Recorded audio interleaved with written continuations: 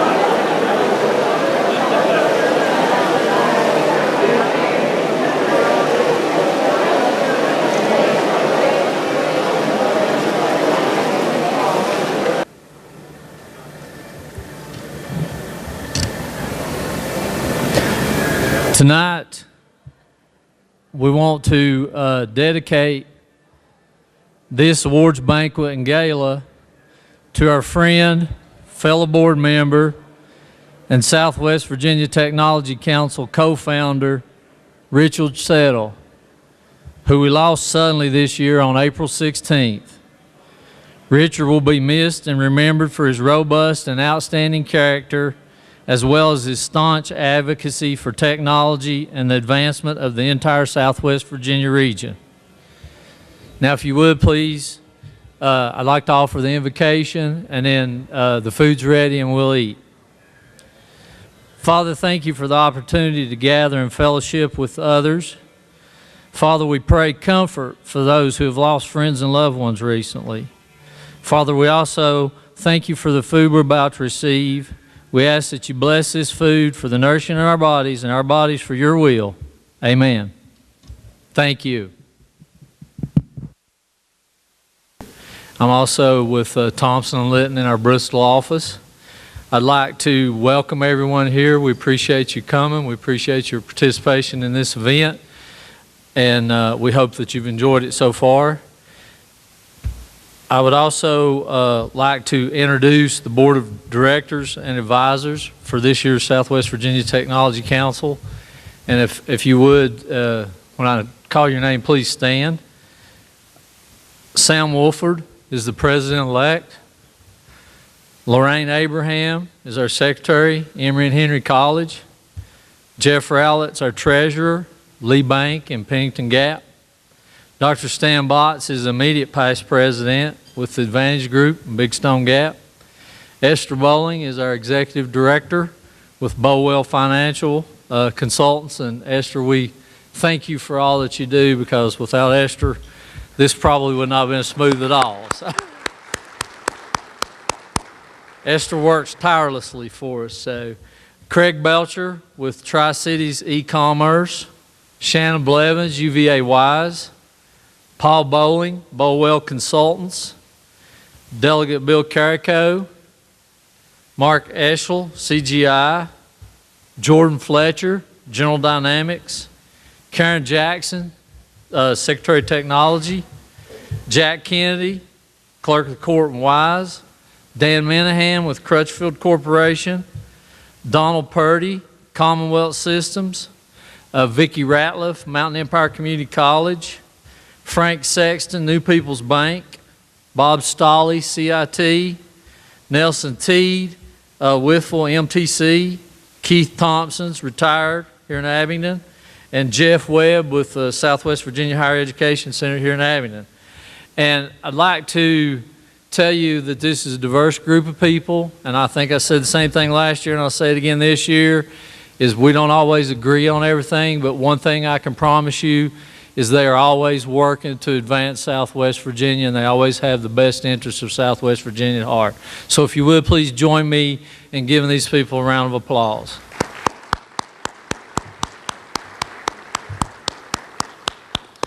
Also wanted to say that last year we launched the Advanced Manufacturing Blueprint, and if I reach in for my glasses, I'm evaluating whether I can see this or not, so, so bear with me. But I think everyone has with their program a list of the Advanced Manufacturing Blueprint Implementation Team, AMBIT, is moving forward to put into action the blueprint that was presented at last year's awards banquet and gala. After the action groups are finally tuned, all the people who were involved with the building of the original blueprint will be given the opportunity to be a part of AMBIT and the action group of his or her choice. The current members, as I said, are listed in the programs, and if you're in attendance, I'd like to ask you to stand, please. Okay, all right, thank you all. All right, to kick the program off, I'm going to introduce someone who probably doesn't need an introduction, but I guess that's my role, is to introduce anyway. So, Secretary of Technology and its agencies in Virginia are responsible for the efficient and effective use of information technology to simplify government operations, advance technology applications, to improve public services, and drive the innovation economy through the Commonwealth's leadership. Please join me in welcoming our Secretary of Technology for the Commonwealth of Virginia, the Honorable Karen Jackson.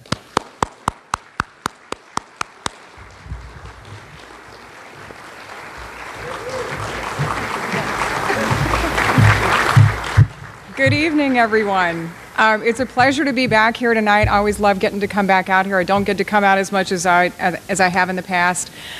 It was interesting to me to hear what the code says that I'm supposed to do, because I think that code was written about 10 years ago, and it fails to mention modeling and simulation or advanced manufacturing or unmanned systems or cybersecurity.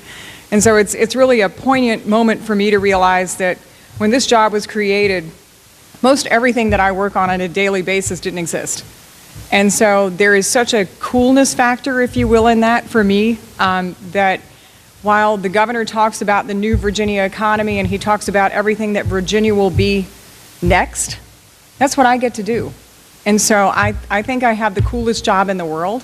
I obviously get to work and play and have fun with the coolest people in the world. Obviously, all of you guys are included in that definition, so thank you for being here tonight. And the group of folks that you're going to meet in just a couple minutes, I have to say, are probably the most wonderful group of people that I've ever had the opportunity to work with. Usually when government types stand up a commission, those of us who have to oversee the commissions roll our eyes and we go, oh, please, not that. That was a joke. You can laugh. It was fine. Because you usually get a group of people that are assigned a topic, that want to be appointed to a board for some personal reason, and they really don't want to spend the time doing the work that needs to get done. So they turn to staff and they say, yeah, you take care of that and let us know when it's done. We'll rubber stamp it and we'll move on. Having been a part of those commissions for many years, the governor, right after we started in his administration, authored Executive Order 8. And it said that it was going to be the formation of something called a Cybersecurity Commission. And he said it would be co-chaired by me, along with a gentleman by the name of Richard Clark, who is a cybersecurity counterterrorism expert who had served for 3 presidents. If I wasn't kind of daunted by the whole idea of a commission to begin with, when I looked at my co-chair, I thought, I don't have a clue what I'm doing. But I can honestly tell you that in the role as secretary, this has been one of my most rewarding and just most wonderful experiences that I've ever had. So I'm going to ask these folks to join me as I call them up. First of all, our executive director, Bob Day. I'm not going to read their bios. They're up behind me. I'm not going to do that. So I'm going to just give you the human side of all this. So when we decided to start the Cyber Council, I had met Bob. He was still the acting CIO for the Coast Guard. And he came in and he met with us and he was giving us some advice on how we might do cybersecurity around our ports and other things. And after he left, one of the gentlemen that had been in the meeting with us leaned over and said, you know, he's retiring. And I said, call him tomorrow and see if he wants to work on the Cyber Commission. Fortunately for us, he did. So the first person I'd like to introduce is Admiral Bob Day.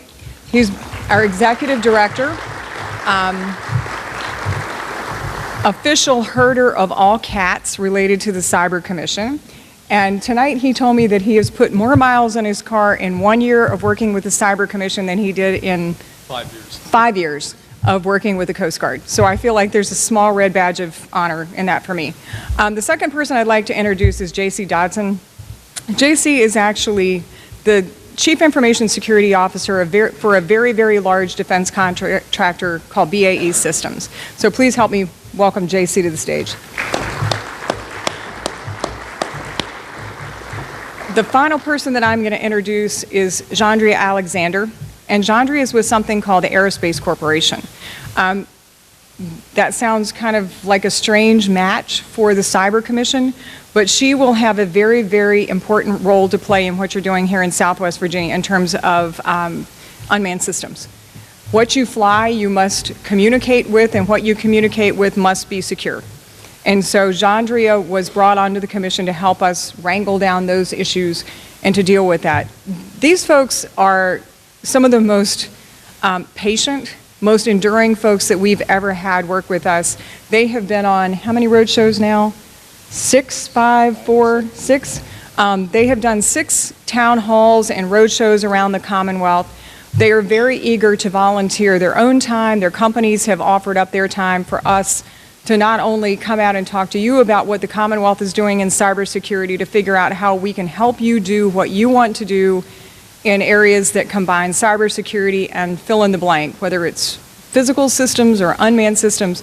These are the subject matter experts that take time away from their companies, time away from their own work to be with us and to help the Commonwealth become a better place. I'm going to turn it over to Bob, but I would be remiss if I didn't recognize David Hinton. David, wave, stand up. David is helping us on our unmanned work. He's on loan actually from NASA Langley Research Center, where he's an unmanned scientist. And John Selby, John, stand up, who is also in the office and helps us, you know, just the day-to-day operations of the commission and everything that we do. If you haven't already been convinced as to how special these folks are, we had well over 70 resumes that came in for the commission. We chose the cream of the cream of the crop, and we are so fortunate to have these people working with us. And Bob, I'm going to turn it over to you so we can start the program. Thank you, Karen. This journey started literally in March of last year with the executive order that really set out some great challenges that the governor has been behind us 100% the entire way. Not only that, he's generally after us, move faster, quicker, faster, and you know, he walks the walk and talks the talk, particularly on the subject. How he quickly absorbs these capabilities and the issues related to it really just continues to amaze me, somebody who's been in the business for 34 years. So just to give you a quick overview, and then we're going to have sort of a fireside chat here between the commission members, and then we're going to just kind of open up a little bit with some other comments related to this. But we have some major focal areas. We have 5 working groups that are really focused on a couple of different areas. The first one, which is near and dear to the governor's heart, is economic development. Cyber is an emerging new industry. It is rapidly accelerating. I mean, look, who would have thought about drones just a little while ago in the industry that's becoming. Cyber is exploding around us each and every day from a bunch of different avenues, which we'll talk a little bit about. To have a cyber industry, a key element that goes with this, and what you're going to see is these are all interlinked into an ecosystem. What we consider an ecosystem is you have to have a workforce. And that building that workforce is going to be absolutely key to be able to, 1, draw industries to be able to come to the Commonwealth, but 2, to have those people who are available to come up with that next generation of ideas that really are going to have an economic impact in one form or another. So education and workforce development is the other key piece. We have great educational institutions here in the Commonwealth, but the question is, and if you take a look at it, there are over 38,000 cyber-related jobs that are available right now that don't need a 4-year education. They need a 2-year education, and getting the kids ready to do that is a key area. Our statutes and our laws are not keeping up with this rapidly developing area. And so we've been doing a lot of work, and we'll talk a little bit about that. And then public awareness. As the Secretary said, we have been all over the state and will continue to be all over the state conducting town halls and listening to the ideas. And this is what we want, is we want your feedback of what do you think the issues are, where do you think you need assistance, and what are the right things to do. So really, those have been the focal areas that we've been working on. So we're going to just spend a little bit of time. I'm just going to grab this microphone, if I can pull it off of here so I can pass it around. There we go. I didn't break it, guys. So Jandra, if you'd just tell us a little bit about the work that you've been doing in your work groups. Thank you, Bob.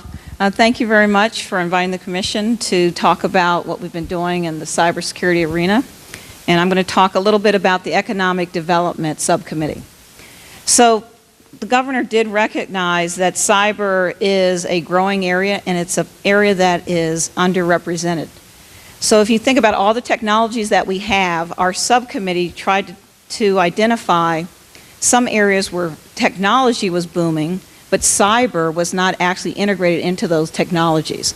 So you hear a lot about the cyber security of our networks. and some of our communication systems, but you don't hear very much about the cyber physical systems. So I love the fact that there's a drone rally coming up. I plan to try to get back to that. But the UAS, the UAVs, the whole area of unmanned systems. If a cyber adversary can come in and attack either the aircraft or the control system or the communications, then we are in trouble. And so what the Commission is trying to do is highlight the importance of merging cybersecurity into these growing areas of unmanned systems. And we see it as an economic growth area. We see it as an educational area. It's an area where the state in particular has great resources and knowledge. So we have great expertise at many of our universities, 4-year and 2-year programs in unmanned systems. And what we'd like to do is augment that with cybersecurity.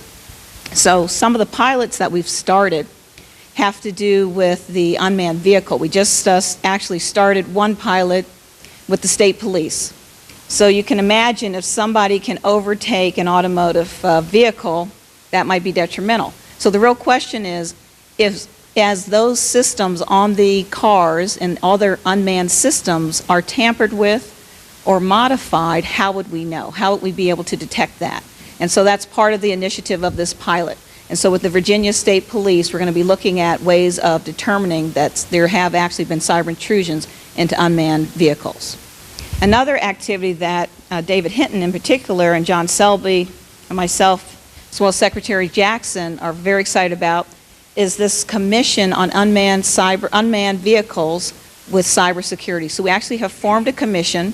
We're going to have a showcase event at the end of September, bringing together researchers from academia. We're going to have venture capitalists for some of the entrepreneurial folks who are doing work in this area.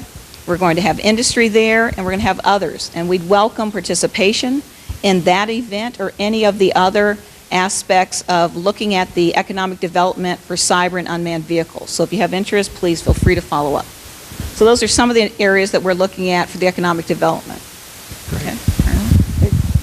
Well, thanks again for letting us join you tonight. It was beautiful coming down as part of the Commonwealth, and one of the things we're trying to do, and I'm working with the infrastructure working group, so I thought we'd chat a little bit about what that is and where it's headed. When we talk about infrastructure, we have the common word of critical infrastructure. Part of it is defining what that really is in the Commonwealth. So you would imagine we sit in a unique position with both Commonwealth assets, industry assets, and federal assets that all transit the state. So unlike many other states in the Union, we have a very highly complex infrastructure. Because of that type of activity, we are also highly targeted. And so one of the things that we set out to do, first of all, was survey within the Commonwealth and the infrastructure within the Commonwealth, where are the strengths that we have, and then where are the gaps and some of the weaknesses. So we established a survey. It went out to all the agencies. It was a survey that did not require them to put their name and numbers on the bottom of the sheet, which invited complete candor, which was greatly appreciated by the Commission. We were able to collect the information from the variety of agencies within the Commonwealth and then build out some common themes that came from that survey. And you know, as we come in and we started the Commission, we had some initial expectations of where we thought we were strong and where we thought we may be weak. There were some surprises in terms of strength that we were able to determine through the survey, but there were also some confirmation with regard to where some of the shortfalls are. So let me talk about a couple of the strengths. There is some world-class capability that exists within some of the agencies and within some of the industry elements that sit within the Commonwealth with regard to cybersecurity capabilities. There are also some challenges that we have in different parts and desperate parts of the Commonwealth that, one, don't have the resources, two, don't have the know-how, and three, don't have the knowledge or the willingness to step into this new risk that we're finding that's transiting the Commonwealth. And a lot of that has to do with good people doing good things, but not being aware of where the environment and where the threat environment sits. And so part of this comes with sharing. So one of the elements that we're really focusing on in the Commonwealth is looking at these pockets of expertise that have very good intelligence and very good capabilities with respect to cybersecurity, and building a fusion center then that allows that communication to go in and out very freely at an unclassified level, and is able to share and bring up the knowledge view of what's happening around the Commonwealth with regards to the threat. Once that's known, then you can develop courses of action, you can prioritize things that we need to do. And so that's been an element that's coming into our July report. We're going to highlight some of those pieces. One of them will be a fusion center concept that takes different elements of the Commonwealth where we have very good knowledge of what's happening around us, and building that into a virtual center so that we're able to take information that may come from the north, spread it throughout the Commonwealth, so even small school districts may understand what is a potential threat and what the type of things that they need to do to better protect the students' information that may be susceptible to theft. Another thing that was come up is a use of the National Guard capabilities that we have in the Commonwealth. We have some very, very world-class capabilities that have been developed by the Virginia National Guard, and we ran a couple pilot programs where we brought the expertise in the National Guard, who does assessments for the Department of Defense. We asked them and worked with them to build a format where they would go into some of the regions within the state that may not have that capability to look at themselves critically from a cyber defense standpoint, get on in there, work with them, understand the environment that they have, and then be able to provide them some feedback as well as some prioritized actions. You know, if you can only do one thing tomorrow inside of your network for your school system or through your municipality, these would be the things. This would be the things that you should do. And that's proven out very effective about helping the municipalities that don't have to go out and pay a consultant and do all the other things that cost additional resources. It's about using what we already have within the Commonwealth and allowing that to move itself throughout the area and really capitalize on the capabilities. Some of the things that have also moved forward under the governor's direction is the chip and pin technology. If you recall, when Target was hacked, that was a very big deal from a national standpoint, and it rose a national debate on, you know, why are we using these archaic, these old cards when you go overseas to Europe and they have all these new cards that have an identifier on them called pin and chip. The Commonwealth of Virginia is the first state in the Union that is now mandating that through the governor's executive order for all the activities through the Commonwealth agencies. So in other words, he has put out the edict that says we are going to lean forward as a Commonwealth and a state agency on behalf of the citizens and say we are going to lean forward and take the chip and pin and chip technology. We will be the state that moves with it first, and we'll serve as a catalyst to set an example for other states and other parts of the commerce. The second thing that the governor has stepped out on is moving forward on the ability to look into the PII elements and see how we're protecting our elements of personal information. Much like we found in the schools, for example, there's IEPs for kids with special education needs, there's health elements that sit in there, and so when you look at the big picture of looking at a major industry that had been plucked in some of the healthcare systems that they've taken information on, if you take that away and you put it back in the local element here, what's the critical information that we want to see protected? And a lot of it has to do with our student population, a lot of it has to do with our doctor's offices, a lot of it has to do with the confidential legal activities that we have that make the community run. And so taking some of these elements of what we see in the headlines and drawing it back down into what can help Addington, what can help Washington County, those are the things that make the role, at least from the commission, I think, relevant to us. We can give a lot of hand-waving things about billions of dollars in big programs, but at the end of the day, it's about how do we bring the Commonwealth together and really set a standard where we have better protection about our infrastructures and have the knowledge to work together to do that. And I think with that, we'll just kind of pass back to Bob and catch up on a couple others. So how many small and mid-sized businesses do we have here today, if you put your hands up?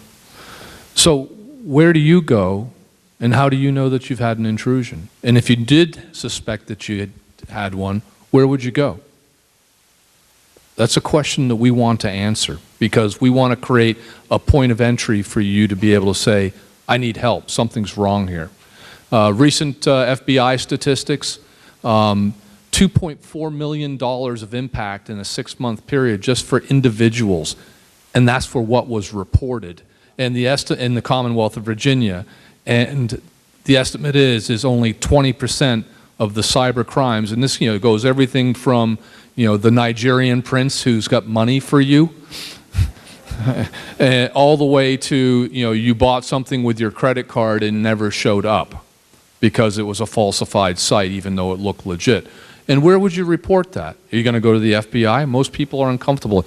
But if we create this information portal with this joint operations center that has those relationships with those entities, we can start making a difference there. And these are some fairly low-cost ideas because resources are definitely going to be an issue with the budgets that we're facing. So we're trying to identify mechanisms that serve everybody, not only small, mid-sized business, but the smaller cities and towns.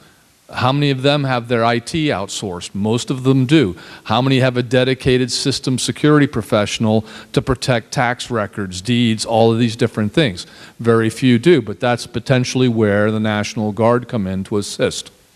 And so these are the ideas that we're trying to pick up and look at and figure out how we can do these from a low-cost mechanism. I talked a little bit about how far behind we are in statute. Well, this year, as a result of commission recommendations as well as a lot of hard work by the Attorney General, the Secretary of Technology, and the Secretary of Homeland Security, is that we were able to get 5 of 6 elements that we push forward. And some of them we would think are really simple things. How about one law that just says that the agency heads for each of the agencies in the Commonwealth are responsible for securing their data? That did not exist, such that the agency head didn't know that per se that was his job to do that, and probably put it mostly on the Secretary of Technology.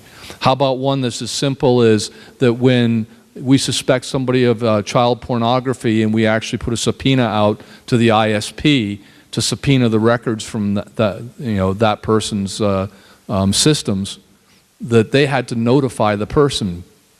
So the ISP is saying, hey, they're coming to get you. We managed to get that over, taken care of such that we can have a subpoena put into place without that notification, giving law enforcement a chance. There's a whole bunch of other laws that were updated, again, to help prosecute cyber crimes. Just the penalties. We had GWU do a survey to show where we in Virginia stood with the national laws as well as the rest of the states. And the recommendations that we see coming out probably in the first report as we push forward into our second year is to close those gaps, improve some of those things. With that's going to require some other capabilities. We need more forensics people. Believe it or not, there's a lot of cyber crime going on out there, but there's a lot of regular crime that is cyber enabled. And unless you've got those state police, those local police that have forensics capabilities to understand how to seize the data in phones, computers that are related to regular crime, it becomes a real challenge. So we're trying to do that. The last piece, and then I'm going to ask both of our panelists here a question that really relates directly to you, is the education side. How do we get our kids interested right from K through 12 to be able to be ready to move into these career paths? Many of them are very highly technical, but some of them, as I say, don't require that 4-year degree. So this year we're going to be teaching a specialized program for some Virginia K through 12 teachers to be able to give them skill sets to understand cyber, what they should be doing, particularly in science, technology, engineering, and mathematics, to prepare these kids and to tell them what the career paths are. I mean, perfect example here today, a drone. That's an exciting thing. So how do we teach them about what goes into that? How to cyber secure it? Those types of things that really attract the younger generation to it, and then having the capabilities in these 2-year programs. Such we can get the credentials and get these kids into these high-paying jobs. Average starting for one of these 2-year credential people, $62,000. If that's not an incentive, I don't know what is. So, just food for thought. You have a governor, you have a cabinet, and you have some very excited people from the public and private sector who are working this issue for you. but we need to hear from you what you think. And so I'm going to ask this question to my two co-panelists here, and then we'll close out. So we have the Southwest Technology Council here before us. And so if you could give them a piece of advice of how they can help and what they should be concerned about in cybersecurity and how they can really be part of this revolution that we're trying to put together, what would that be, John Drew? That's a great question. I wish I had a simple answer. But I think that what we've seen is there's been a great interest in STEM, and there's a reason for that, right? So we know that we have to start young, and we have to start educating and making students and parents and industries come together and identify this great opportunity of technology. In the cybersecurity arena, it's no different. Cyber is a part of STEM, and we have to start at that level. We also have to be able to reach to the community colleges. So there's these great programs at all the community colleges, but what we're trying to do for cybersecurity is figure out how we can bring a piece of that to all of them and make these virtually available, and then perhaps have actual test ranges and educational labs where students can go and see and tear up and actually take a drone and attack it from a cyber perspective, or take a network and find out that they've taken out, you know, a particular system that somebody needed. That gets exciting. And so we'd like to see, encourage and have all of the industries participate in some of the educational initiatives, as well as the universities come together and tell us how we can help integrate cyber into some of the programs that are there. So, great. So I think what I would offer, and obviously, you know, this audience is steeped in the technology side, but I would, don't be afraid of it, right? I mean, cybersecurity and all that comes with it can be very daunting. If you let the technologists, which we are collectively, keep it in our realm, it can get daunting and it can get complex, and we can get down in the weeds of things that are hard for our neighbor to understand. It's another risk. It's another part of the technology environment that we live in. We will manage that risk, but we'll only manage it with your help and people stepping into it and coming forward with ideas, coming forward with worries and observations that they see. So it's a team sport. So from a Commonwealth perspective and even a national perspective, the cybersecurity progress we make as a nation and as a Commonwealth has to come from the citizenry stepping into the game. It's just not a technologies game. And so I think the challenge for you all is to get out there and work with the folks that aren't steeped in technology, read about the headlines, and get a fear on there and get shy about coming forward with concerns or questions they have regarding cybersecurity.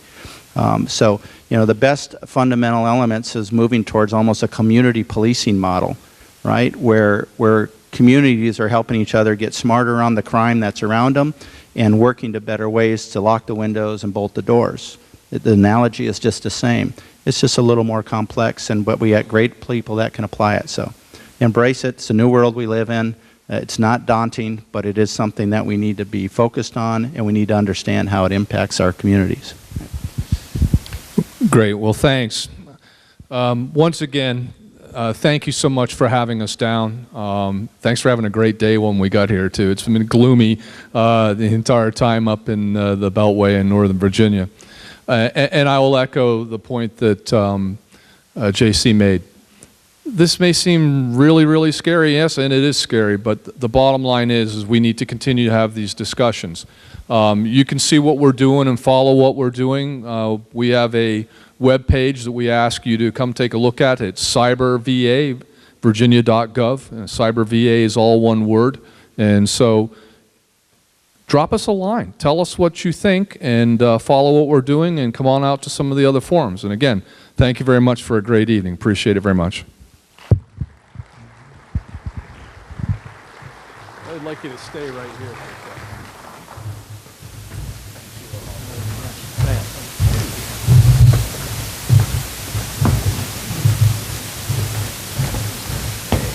Oh, thank you so much. Appreciate it very much. Thanks for having us out. Thank you.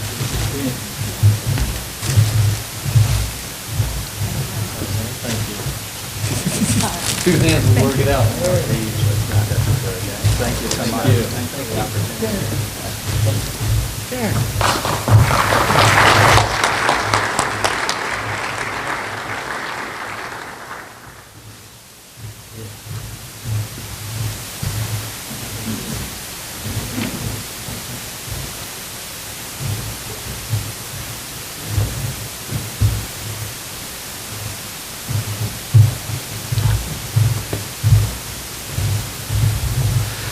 Well, I was feeling good earlier, and then he said that Nigerian prince thing was false. So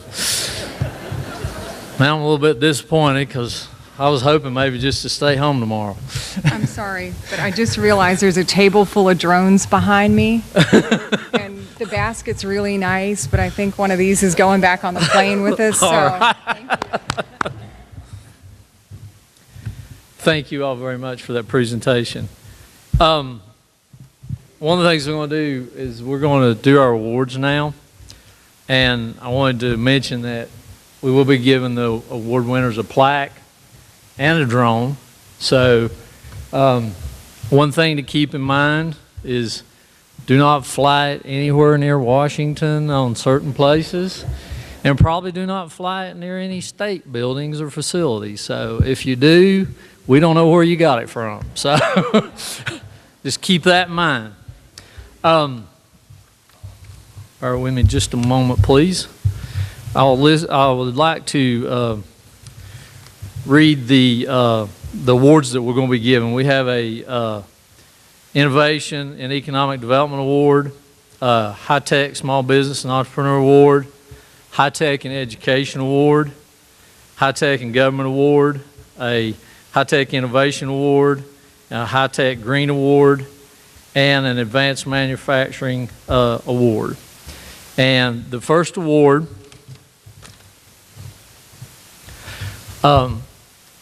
this nominee has tirelessly given to the community, providing photojournalism of the 2012 International Space Station downlink and the astronauts appearing both personally and virtually as they interacted with the region's children. This nominee has also spent the 2014 Aerospace Days taking numerous photographs of remote-controlled microjets, helicopters, propeller-driven planes, hundreds of rockets, and the Knight International Space Station flyby. This nominee also participated in the 2015 Drone Jamboree, not allowing the severe snow blanketing the region, I think we all remember that, to interfere with their photography of scouts undertaking the precision flight competition, one of the first precision flight competitions within the United States. Each of the photographs taken by this nominee gives real-world meaning to a picture is worth 1,000 words. Their photographs humanize modern technology through a lens. Please join me in congratulating and welcoming Tim and Angel Cox, this year's recipient of the 2015 Southwest Virginia Technology Council President's Award.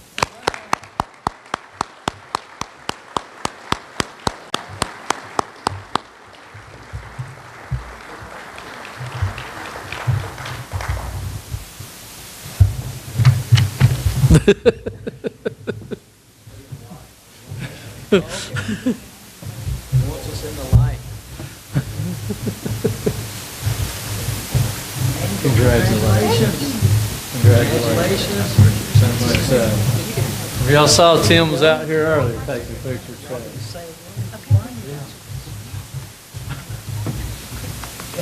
Yeah, let's get it. Let Don take it. It's actually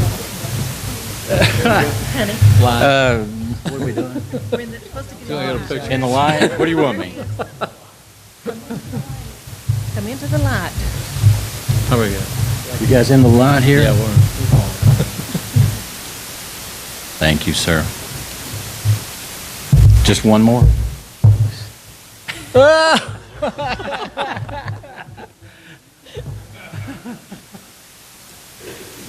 Thank you, Donnie.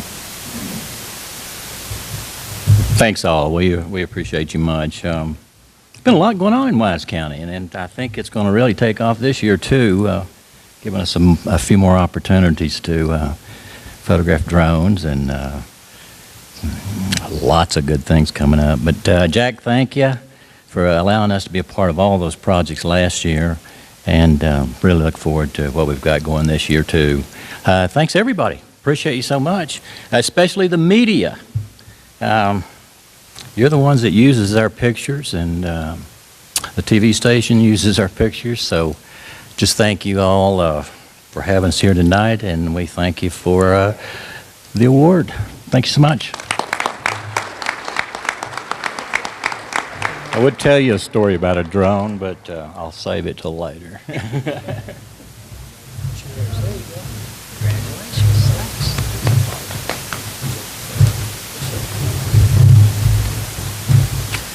Okay, you may have noticed we're doing the tag team on the awards.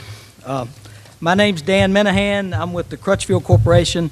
I am on the board of the Tech Council, and I've been very honored for many years to be part of these awards. And I tell you, there's a lot of good things happening in technology in Southwest Virginia, and we need to keep that going as we go forward.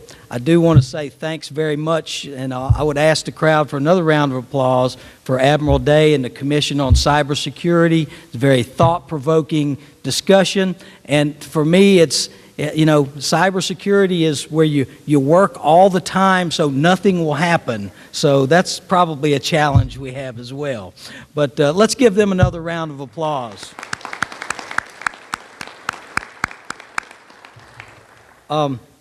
The second award that the Tech Council has given in 2015 is an award for high-tech excellence in the area of small business and entrepreneurship. And this year's award, I'll say a little bit about the company and the award recipient, and then invite them to the stage. Marion Electric Company is on North Main Street in Marion, Virginia. And they have developed a 3D printed prosthesis out of recycled milk jugs and PLA plastic for less than 1% of the cost of a prosthetic company in medicine to make a hand. And they hope to process this to help eliminate some of the cost of health care and to help folks that need prosthesis that may not be able to afford them otherwise. And they've been in business in Marion for some time, and please join me in welcoming to the stage the winner of the Southwest Virginia Technology Council Small Business and Entrepreneur Award from Marion Electric, Mr. Hunter Shields.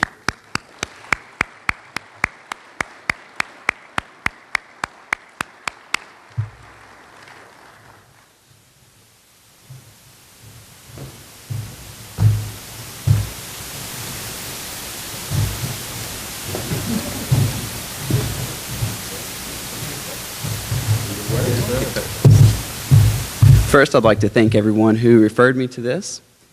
Just to give a little background, my father has a prosthetic leg.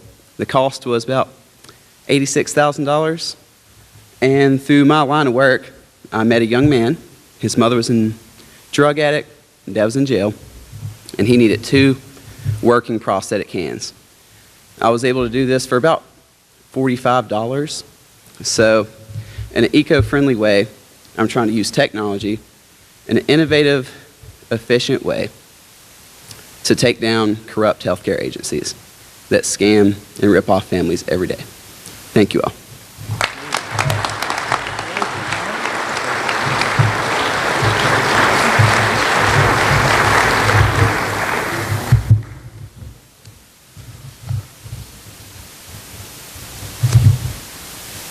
The next award we'll be presenting is the Southwest Virginia Technology Council High-Tech Green Award.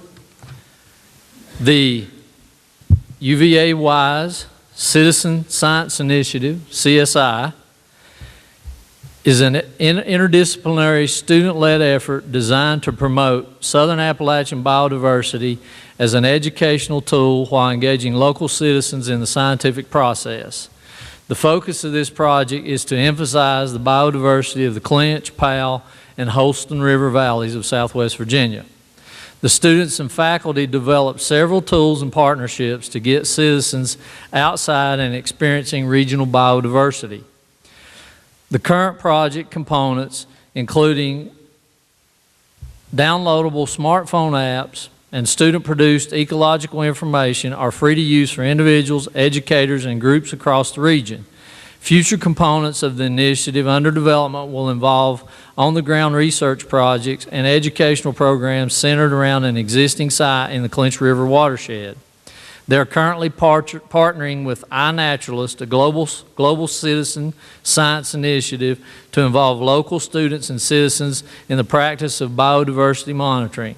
Please join me in congratulating the UVA-wise Citizen Science Initiative.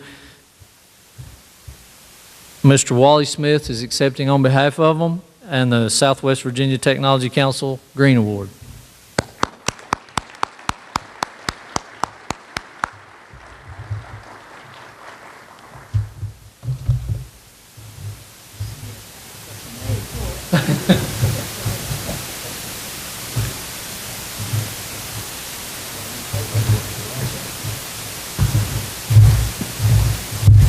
Oh, well, thank you. This is honestly a surprise and an honor, but I'll go ahead and I guess and just say that I feel honestly a little bit unworthy to be the person up here representing this group, because the success of this project is really owed to a group of about 5 undergraduates that we have at the college who have worked really tirelessly and taken this project to a really kind of unique level. This has been a unique project that had a lot of moving parts, and they were incredibly innovative in terms of what they were able to do. And unfortunately, they couldn't be here because they've been so successful. Most of them have graduated or have summer jobs that they couldn't get away from. So thank you again. It's nice to accept this award on their behalf. I also need to mention very briefly the funders, because the Appalachian Prosperity Project funded this project itself, and it honestly would not have happened without them kind of sticking their neck out on a really innovative, kind of out there project. It ended up working out, so we're incredibly grateful to that. And I guess I'll just close by saying that I think as someone that works in education, we do an incredible job of integrating technology into STEM fields in K through 12 and higher education as well. But where we're really lacking is in informal education outside of the classroom and the community. And right here where we're located right now, in all the counties around us, we have quite literally thousands of people who will never set foot in a college classroom, and in some cases don't even finish high school. And for a long time, we've kind of viewed the geographic isolation and the economic development issues here that we have as something that's just a given. But in many ways, technology can break down those barriers and kind of bridge those gaps. So it's exciting to see not only this project, but a lot of what other people I know in this room even are doing with individuals and organizations with this. And so hopefully we're kind of entering a new phase of being able to reach out to some of those people in the region. So thank you again.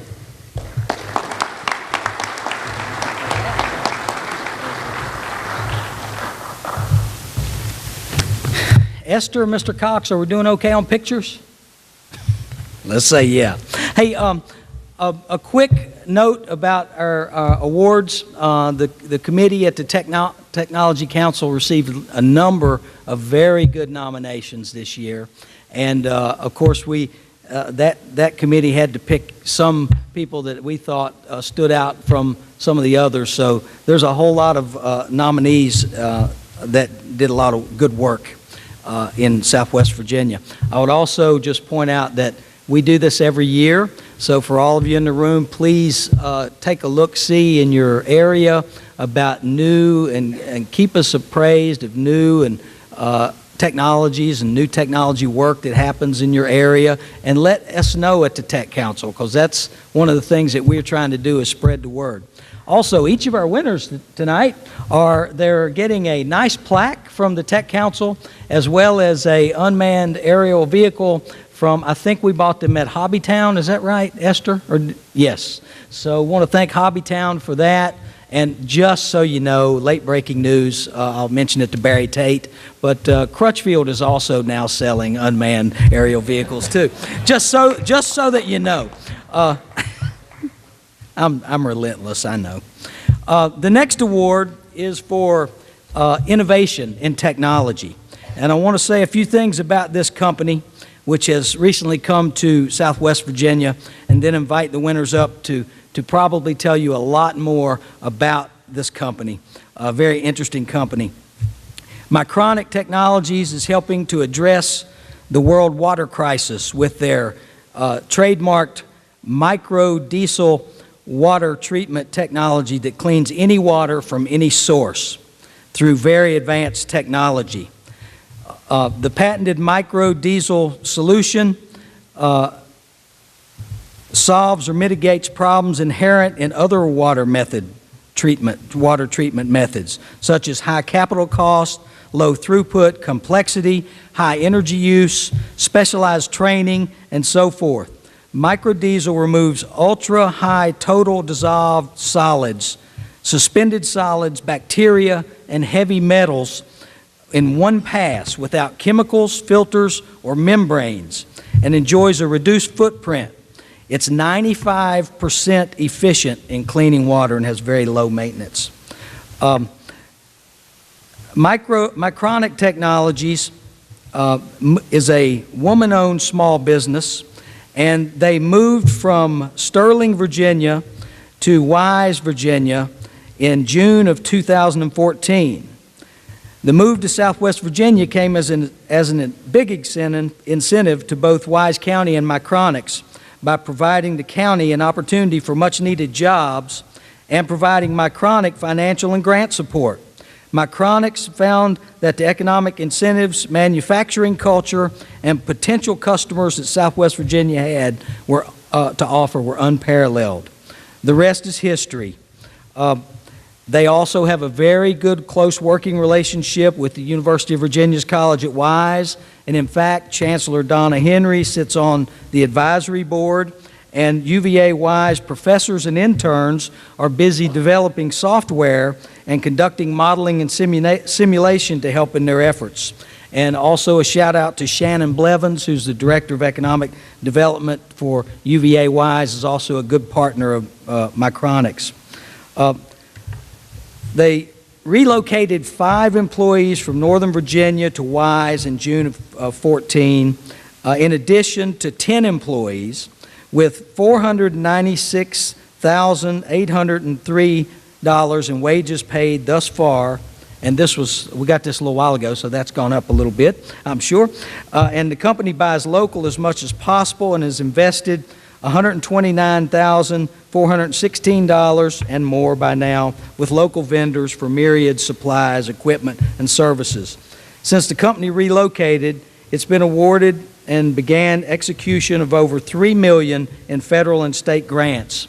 And they've been here for almost a year, and they've really integrated into the community very well. They're housed over in Wise County, and I had an honor to take a tour of their facility to see that technology that they have, and it's really quite something.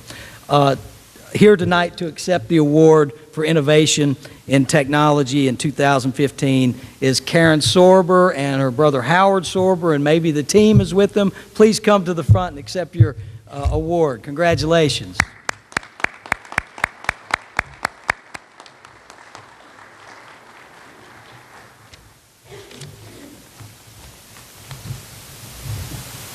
Here comes the whole team. Come on up here. Oh, excellent. There's a story there. All right. Thank you so much. Really excited about this. Here you go. Okay, so here's the deal. He said it all. We have a really cool technology. We have a wonderful relationship in the region. You all are invited to come see us. We are making a difference. You'll see 4 employees here that we hired since we got here. They're good, high-paying jobs.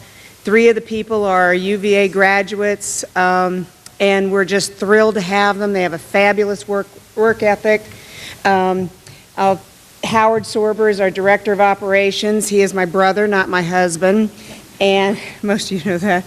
And then we have Josh Yates, a new employee, Jane Marvin, Brianna Stollard, and Travis Deal. And that's what it's all about. It's about bringing companies in so that they can hire people who were otherwise at Lowe's, in jobs that they were overqualified for, working at, in volunteer jobs. And what we were able to do because of these wonderful programs that were described, Shannon and I working together on a tobacco commission grant that we were able to get, it's a wonderful opportunity for companies, and we need to get the word out more. But the really other cool thing about tonight is that the person that told me all about this community is here sitting in the audience. Dick Thompson, are you here? He is the CEO. He's the CEO and founder of RCT Combustion something. I've forgotten the whole name. And he also has a Tobacco Commission grant and trying to get into the region. We love it here. We thank you very much for your support. We're honored tonight to get this award, and the proof is in the pudding, and here it is. Thank you.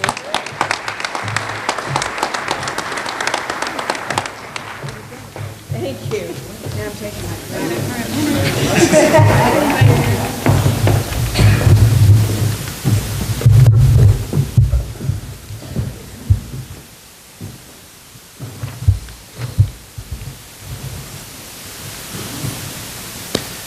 All right. The next award that we'll be presenting is for High Tech and Education Award. The Southwest Virginia Community College Forensics Laboratory replicates modern methods of crime scene gathering and analysis found in the field today. The lab is equipped with basics such as microscopes, fingerprinting inks and powders, fuming and casting materials. What sets them aside is the recent acquisition of several key pieces of technology, such as the Leica Forensic Science Microscope, the Foster and Freeman Latent Print Imager, the MorphoTrack Fingerprint Scanner, gas chromatograph, gas chromatograph's mass spectrometer, Fourier Transform Infrared Spectrometer, and an ultraviolet spectrometer. These highly specialized scientific instruments give students the ability to retrieve evidence as well as develop an understanding of the analysis phase of the investigation. While the Forensic Science Lab was created to train aspiring student scientists and crime scene technicians, there was also a secondary purpose. That purpose was to provide local law enforcement agencies with access to specific technology for immediate testing in emergency circumstances, since the closest state forensic facility is located in Roanoke. Please join me in congratulating Southwest Community College Administration of Justice Department for the 2015 High Tech and Education Award, Mr. Jerry Stinson.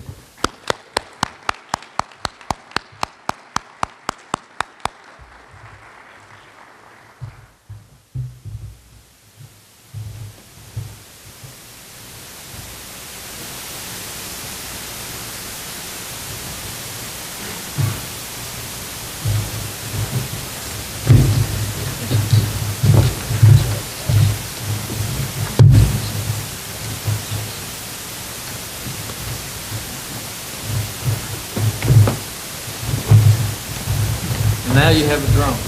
Have a drone, yeah. Have to watch about prying about, right? I'd like to thank, first of all, I'd like to thank the council for this very kind award. And I'd also like to say I'm accepting this on behalf of Southwest Virginia Community College. This is a team effort, and I'm just lucky to be the one standing up here.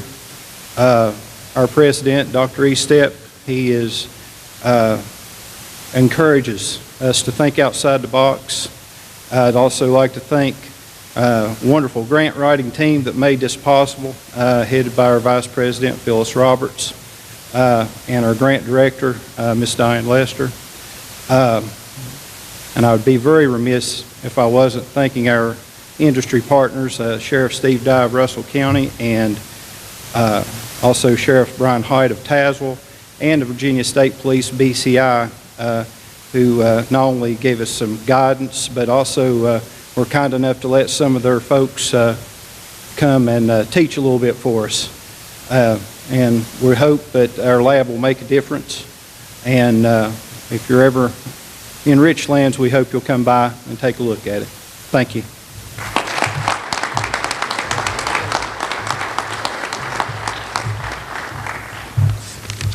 Congratulations. I told you there's a lot of good work going on. Before I announce my next award, I would also just encourage you, if you're not already, you should consider joining the the Technology Council here in Southwest Virginia. There is a lot of work from manufacturing to IT that we get from all kinds of areas, UAVs. I will mention that on your tables, you probably saw the game of drones flyer, and there's a lot of work that Mr. Jack Kennedy has spearheaded that's happening over in Wise County coming up this month and next, where we're going to have, where he's going to have at the fairgrounds a demolition derby of sorts of drones from people that are coming from far away to enter this. And then later in the year, Jack has coaxed a company from Australia that is a flirty.com is the name of the company that has is an upstart in UAV manufacturing and technology from Australia. They'll be visiting Wise County in July and spending a lot of time there with some investors, and we hope that something really good comes out of that. But I do want to thank Jack Kennedy and all the work that he's done. Let's give him a round of applause. Really, really good work, Jack. If you, the pamphlets over on the table at the Tech Council, if you'd like to join, all the information is there, or you can just email, hit us up on Twitter, Facebook, or the website. The next award is the 2015 Innovation and Economic Development Award for the Tech Council. As of April 2015, KVAT Food City stores operate 103 retail food outlets, which that's 93 Food City stores and 10 Super Dollar discount stores, and that may be a little higher now, along with 3 convenience stores in Kentucky, Virginia, and Tennessee. And Food City chain also, and KVAT also includes 78 in-store pharmacies and 81 fuel stations. In October of 2013, KVAT Food City officially consolidated its corporate operations into the new headquarters building in downtown Abingdon here. It's Virginia at 1 Food City Circle. The building was a $20 million investment that created at least 25 new jobs. The 4-story, 140,000 square feet facility sits on 17 acres and used parts of the old buildings in the construction of the new one, and also integrated the parking garage. Among the many assets of the new corporate headquarters, Food City also made a major investment in technology. The corporate headquarters houses one of the very top-tier data centers in our region, with state-of-the-art hardware, software, redundancies, monitoring, and IT that rivals any data center nationally. Food City has invested heavily in infrastructure for the center, employing Cisco and IBM hardware, redundant power generation and air conditioning, server virtualization, and so much more. Now all the transactions across the Food City system with all of these stores, including their multifunction customer-friendly website, are transmitted virtually within their data center. This provides a much better shopping experience for customers from supply chain to checkout, and also ensures better reliability and security for Food City shoppers. The investment in the latest technology is one of the many reasons that Food City, if you don't know this, they were ranked among the top 20 supermarkets in America in the May 2015 issue of Consumer Reports magazine. Now, of course, all this hard work at Food City kind of goes on behind the scenes. Really what we see is that, wow, this is a great place to shop. And great corporate community citizen, Food City, KVAT stores. And here tonight to accept this award is their Director of IT Infrastructure, Mr. Craig Van Huss. Please come.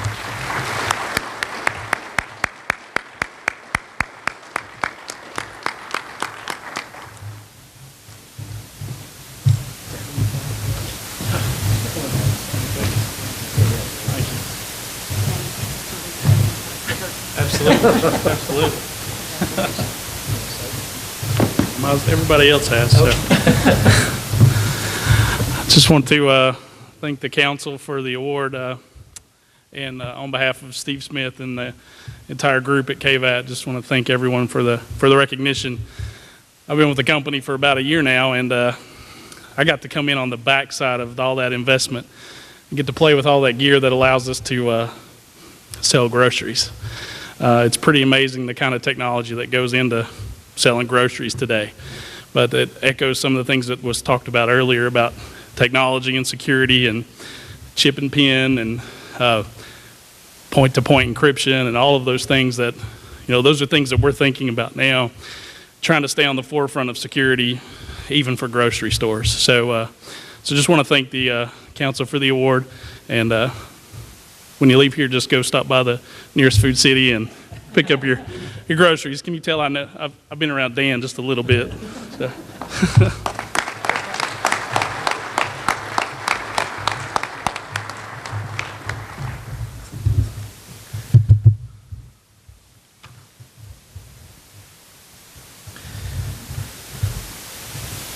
The last award that we'll be presenting this evening is the Advanced Manufacturing of the Year Award.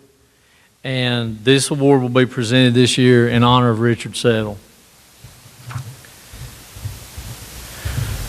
West River started as a small machine shop in the early 1980s, 1981 in fact. But they have grown to become a lead manufacturer in the region. They have grown over the past 30 years from turning a small profit to grossing more than $23 million a year. They have continued to innovate with technology. Some of their technology innovations include alignment-free belt drives.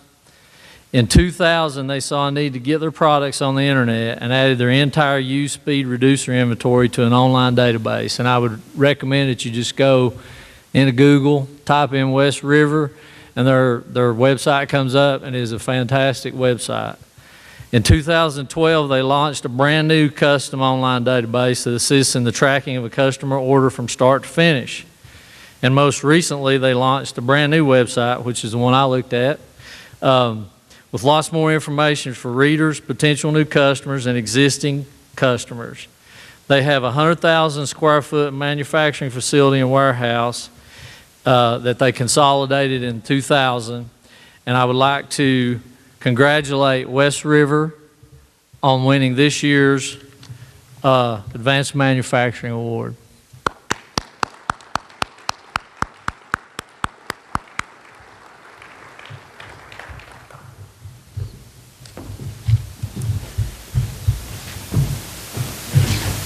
Pete Savage. Right, Pete? That's it. All right. Pete Savage. Well, thank you to the council for this this recognition. I've been with the company about 6 years in sales, domestic sales, international sales, and also I'll do the dishes in the kitchen or sweep the floor. With a company with about 45 people, everybody kind of has a hand in everything that we do to be successful. So we build conveyor systems for the underground mining industry. And right now it's tough, especially in this area, coal being such a volatile market.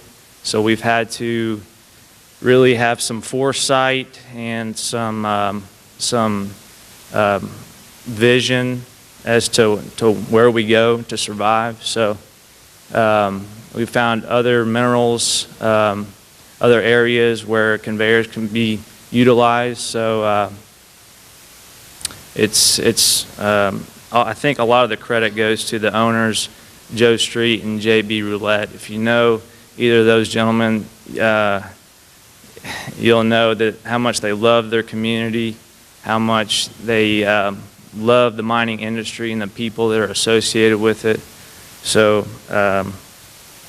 thank you very much. Appreciate it.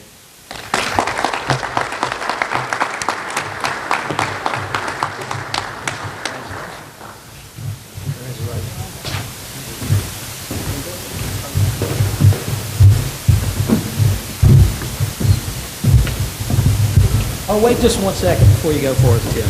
I was asked to do this.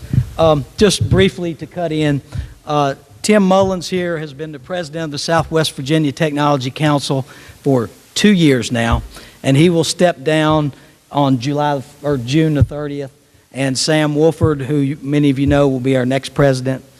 Tim has done an excellent job at the reins of the Technology Council, and of the many, many things he's done, he's overseen the council at a time when we've made some good inroads with our manufacturers in the region and looking to the future for advanced manufacturing.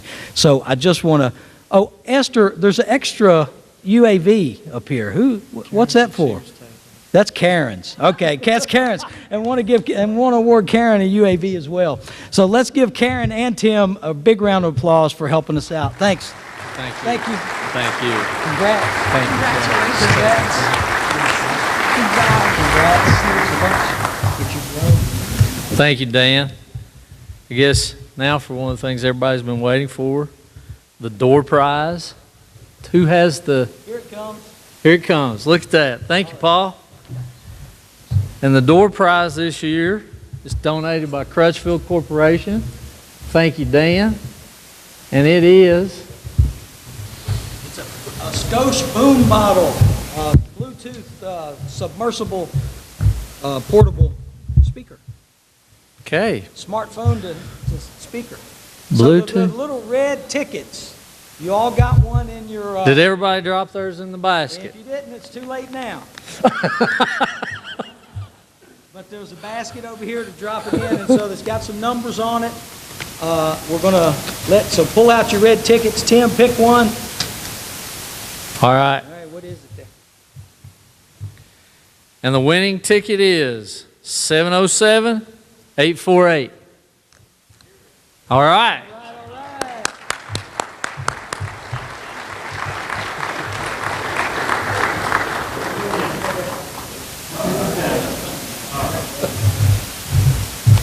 All right. Thank you. Again, thank you all for coming. We appreciate the speakers, and we appreciate all of y'all attending. And as Dan said, we'd like to encourage you to join the Southwest Virginia Technology Council. The council works for this region and will continue to work for this region. And thank you all for coming out, and have a safe trip back home.